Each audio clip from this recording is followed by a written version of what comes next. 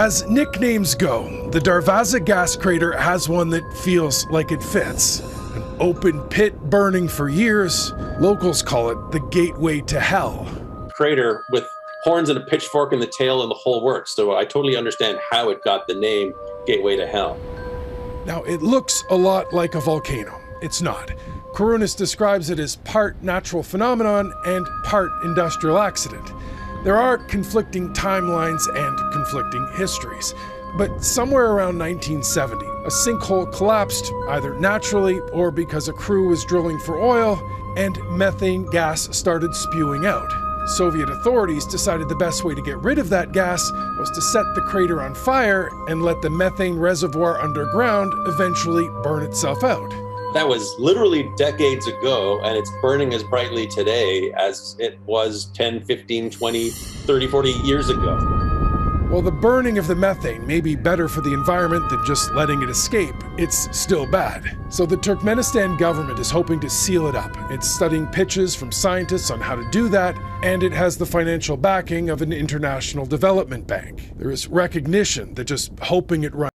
This is the world's largest collection of haunted dolls.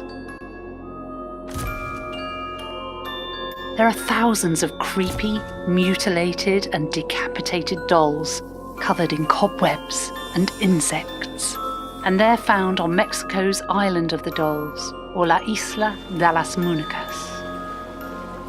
Some Guinness World Records titles have backstories. A dense, dark forest at the base of a mountain. Fog covers the ground. No birds, no sound. A lost hiker looks around nervously.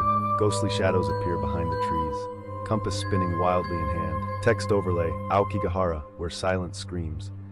Use ambient horror music and heartbeat sounds.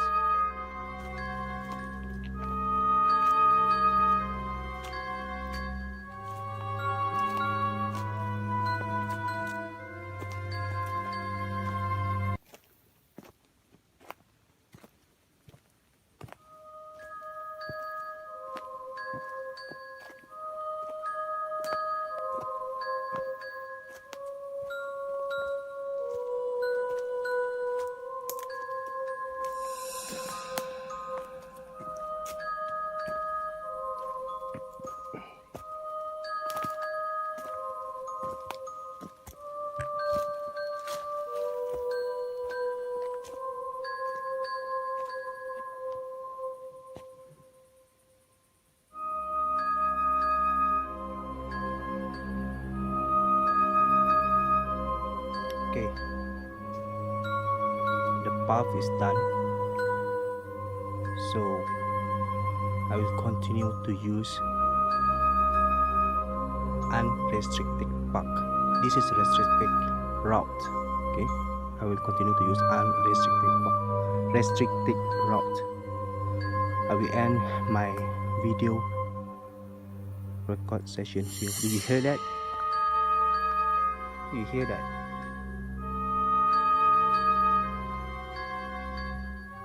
Focus.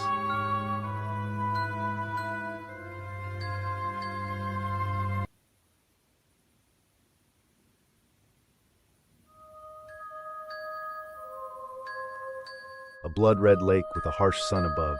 Dead birds turned to stone line the shore. Their bodies look like sculptures. A skeleton of a flamingo stands in shallow water. The heat shimmers across the lake. Text overlay, Lake Natron, nature's petrifying secret.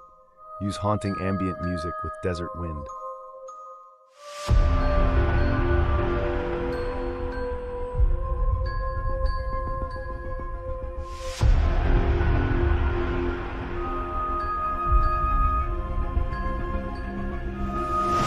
There is an area so deadly that it can literally turn you to stone. Any bird that has to dive will turn to stone and will not be able to come out of the lake.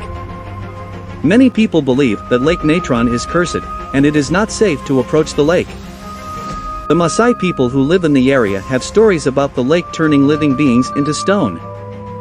The lake is a sacred place for them, and they believe that the spirits of their ancestors live in the waters. Today we'll be talking about the infamous Lake Natron, which is located in Tanzania. What makes Lake Natron's water so dangerous? What kind of creatures live there? Could you survive if you fell in? Let's take a closer look and find out. First things first, much like the Dead Sea, this Tanzanian lake doesn't run off into any oceans or rivers. This allows it to soak up all that salty desert rain. What makes it especially lethal is its close proximity to the on of active volcano. The volcano spews a rare kind of lava rich in sodium and potassium carbonate, called natrocarbonatite, or natron for short. Releasing into the water, this mix of sodium carbonate and sodium bicarbonate were key ingredients once used in Egyptian mummification, creating the perfect preservative in lake form. The whole chemical composition is extremely alkaline, with pH levels of 10.5 close to matching ammonia. This gives the lake its rosy hue. In 2013, wildlife photographer Nick Brandt was one of the first to document this phenomenon. He theorized, since the lake is so mirror-like and reflective, the birds must have flown right into it. Despite so many birds dying in Lake Natron, there is a particular species flourishing. Turns out, the lake's toxic waters provide a safe haven from predators, making it perfect flamingo flocking grounds. Flamingos thrive in salty lakes because of their tough skin and scaly legs which prevent burns. They can drink the fresh water from nearby springs or geysers at the edges of the lake, and if they're desperate enough, they can even filter. A small peaceful village in India with pairs of identical twins walking through narrow streets.